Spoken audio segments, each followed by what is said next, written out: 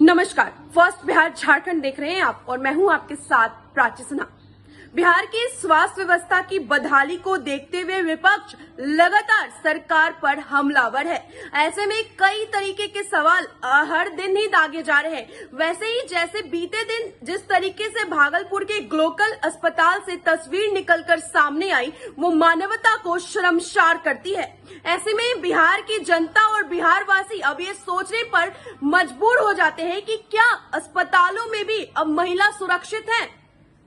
इस क्रम में रोहिणी आचार्य ने ट्वीट किया है। आपको बताएं कि वैश्विक महामारी कोरोना के दौरान वो काफी सक्रिय रही हैं, हर संभव प्रयास कर रही हैं सरकार पर निशाना साधने का, उनकी गलतियों को गिनवाने का। अब ऐसे में उनका ट्वीट एक बार फिर से सामने आया है। आप अपने स्क्रीन पर रोहिणी आचार्य का वो ट्वीट देख सकते हैं, जहां पर वो लिखती हैं, धृढ़ राष्ट्र बनकर महलों में बैठा, अमंगल को बनाकर दुशासन, दुखियारी अबला को द्रौपदी के भांति पति के सामने ही चीरहरण करवाता, धृढ़ राष्ट्र बनकर जो महलों में बैठा।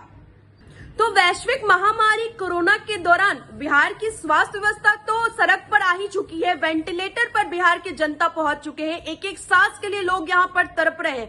कोरोना मरीज के परिजन जो है दर दर जाके भटक रहे हैं, ऑक्सीजन के लिए तो कभी वेंटिलेटर के लिए तो कभी दवाओं के लिए।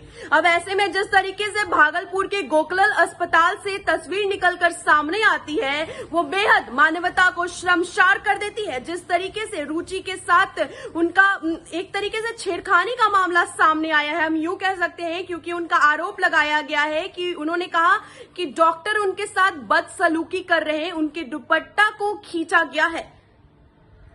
तो कहीं ना कहीं बिहार की स्वास्थ्य व्यवस्था पर कई तरीके के सवाल दागे जाते हैं, कई तरीके के सवाल खड़े हो जाते हैं, क्योंकि बिहार की जनता, बिहारवासी, हम हो या आप, एक उम्मीद के साथ हॉस्पिटल में जाते हैं। एक उम्मीद होती है कि शायद टूटी हुई जो सांस है वो वापस आ जाएगी, लेकिन जब अस्पताल में ही भी इस तरीके का घटना सामने आएगा, तब तो हम सब ये सोचने पर मजबूर हो जाएंगे कि क्या अस्पताल में भी महिला सुरक्षित है।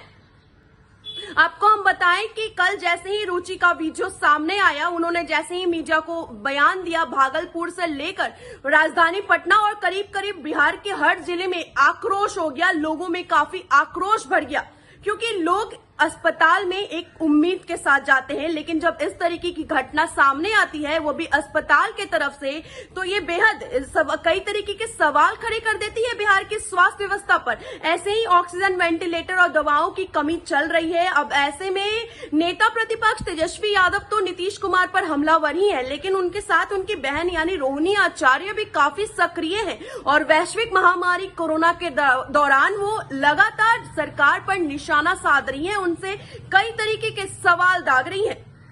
छोड़ जाते हैं हम आपको रुचि के उस वीडियो के साथ। वहाँ पे मायागंज हॉस्पिटल में डॉक्टर्स, कोई भी डॉक्टर नहीं आता है, कोई सीनियर डॉक्टर नहीं, जूनियर डॉक्टर नहीं, और पेशेंट की सिर्फ एंट्री कर देते हैं कि फिजियोथेरेपी किया गया।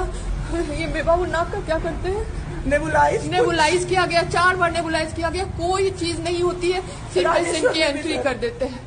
एंट्री सब किया हुआ रहता है, ये बड़े डॉक्टर आए, ये बड़े डॉक्टर आए, उन्होंने पेशेंट को देखा, नेबुलाइज किया, फिजियोथेरेपी हुआ, पेशेंट को कुछ नहीं, मतलब सीपैप पे पड़ा हुआ पेशेंट, और उसको देखने के लिए 24 घंटे में कोई नर्स नहीं आती है। रूम बंद करके और सब सोते रहते हैं। दरवाजा ठकठकाएगा तो चिल्ला के बोलेगी दूर भागो यहाँ से, कोरोना पेशेंट के यहाँ से आई हो, हम लोग अभी रात में नहीं आ सकते, हम लोग क्या मर जाए पेशेंट के लिए।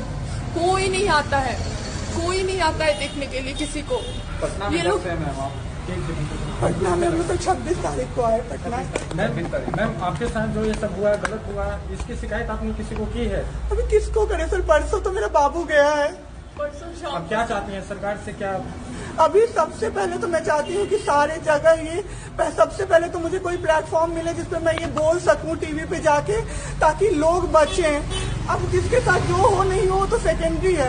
हमारे जैसे जो लोग उसमें पड़े हैं ना, जो ये छोड़ के भूल जाते हैं कि पेशेंट का ख्याल डॉक्टर्स रखेंगे, वो जाके अपने पेशेंट का ख्याल रखें, नहीं तो सब मर जाएंगे सर, सब मर जाएंगे। एक डॉक्टर एक दिन आए राजेश्वर में, कहते हैं अरे ये बेड अभी तक नहीं खाली हुआ है, मतलब ये आदमी अभी तक नहीं मरा है।